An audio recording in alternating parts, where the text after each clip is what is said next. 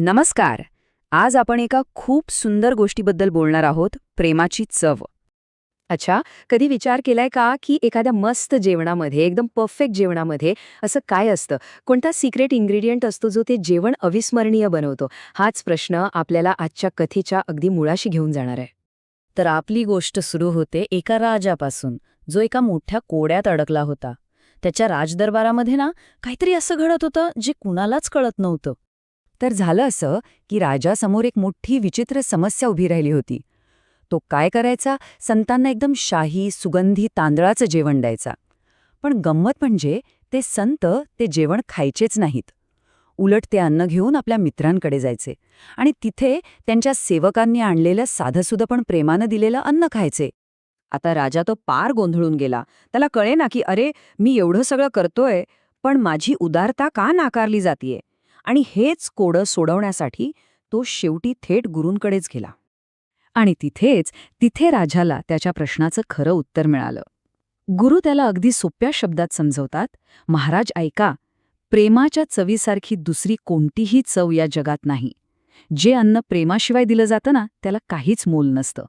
आणि मग हाच मुद्दा राजाच्या मनात पक्का करण्यासाठी गुरु त्याला एक जुनी गोष्ट सांगतात. चला तर मग, आता आपण ऐकूया गुरुने सांगितलेली ती गोष्ट. ही गोष्ट आहे बनारसमधली आणि ही गोष्ट आहे मैत्रीच्या, स्नेहाच्या, अफाट ताकदीची. तर हिमालयामध्ये 2 तपस्वी मित्र राहत होते.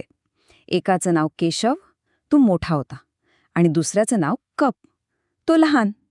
आणि त्यांची मैत्री, अरे वा, इतकी घट्ट होती, इतकी घट्ट की ते एकमेकांशिवाय एक क्षणही राहू शकत नव्हते. पण म्हणतात ना, नियती कधी कधी परीक्षा घेते. तसंच काहीसं झालं. केशवाला काही कारणास्तव आपल्या मित्रापासून, कप्पापासून दूर बनारसला जावं लागलं. आणि हा दुरावा केशवाला अजिबात सहन झाला नाही. तो मित्राच्या आठवणीत इतका दुःखी झाला, इतका आजारी पडला की त्याचं दुःख एका भयंकर शारीरिक आजारात बदललं. आणि हा आजार इतका गंभीर होता की राजाचे मोठमोठे वैद्यसुद्धा हात टेकून बसले. आणि मग बघा, जिथे मोठमोठे वैद्य, महागडी औषधं, सगळं काही फेल ठरतं, तिथे एक अगदी साधा पण खूप शक्तिशाली उपाय समोर येतो. मला हिमालयात पाठवा, केशव अक्षरशः राजाकडे विनवणी करतो. त्याला आतून कुठेतरी माहीत होतं की त्याचा खरा इलाज कोणत्या औषधात नाही, तर फक्त आणि फक्त त्याच्या मित्राला भेटण्यात आहे. आणि आश्चर्याची गोष्ट म्हणजे घडतंही तसंच. कप्पाला नुसतं पाहताच, त्याच्या एका दर्शनानंच केशवचं मन एकदम शांत होतं. त्याचं सगळं दुःख कुठल्या कुठे नाहीसं होतं.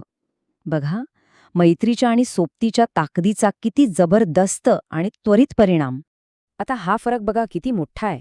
एका बाजूला काय होतं? राजाचे सर्वोत्तम वैद्य, शक्तिशाली औषधं, पण परिणाम शून्य. सगळं काही अयशस्वी. आणि दुसऱ्या बाजूला काय होतं? मित्राने तेमाने दिलेली रानटी तांदळाची साधी पेज. मीठ नाही, मसाले नाहीत, काही नाही, पण त्या पेजेने केशवला क्षणात बरं केलं. यावरून काय स्पष्ट होतं?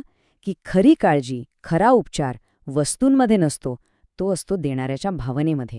आता ही गोष्ट एका अशा वळणावर येते जिथे आपल्याला या कथेचं संपूर्ण सार कळणार आहे, आणि तेही एका सुंदर काव्यात्मक संवादातून. हे सगळं पाहून नारद नावाचा एक मंत्री तर चक्रावूनच जातो. तो विचारतो, अरे, कप्प्याच्या या साध्या झोपडीत असं काय खास आहे की इतका भाग्यवान केशव इथे येऊन राहिलाय? त्यावर केशवाचं उत्तर ऐका, खूपच सुंदर आहे. तो म्हणतो, इथलं सगळंच आकर्षक आहे, पण सगळ्यात जास्त काय आवडतं माहितीये? कप्पेचे शब्द, जे ऐकून मन नेहमी प्रसन्न होतं. पण नारदाचं समाधान होत नाही. तो अजून एक प्रश्न विचारतो, जो तसा पाहिला तर एकदम लॉजिकल आहे.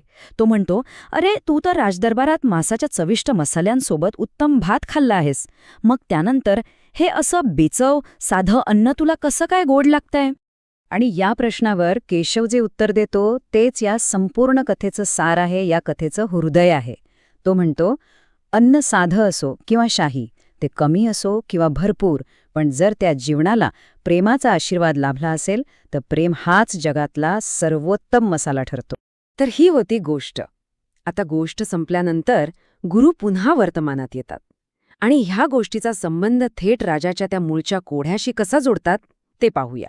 आणि मग गुरु त्या कथेतील एक एक पात्राची ओळख करून देतात.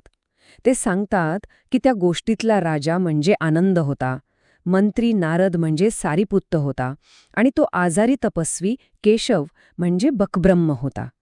आणि तो प्रेमळ मित्र कप्पा, तो दुसरा तिसरा कोणी नसून स्वतः गुरुच होते. बघा, या एका गोष्टीने त्यांच्या शिकवणीला किती वजन आलं. तर आता राजाला त्याच्या कोड्याचं उत्तर अगदी स्पष्ट मिळालं होतं. ते संत काही उत्तम जेवणाला नाही, तर त्यामागच्या भावनेला महत्त्व देत होते.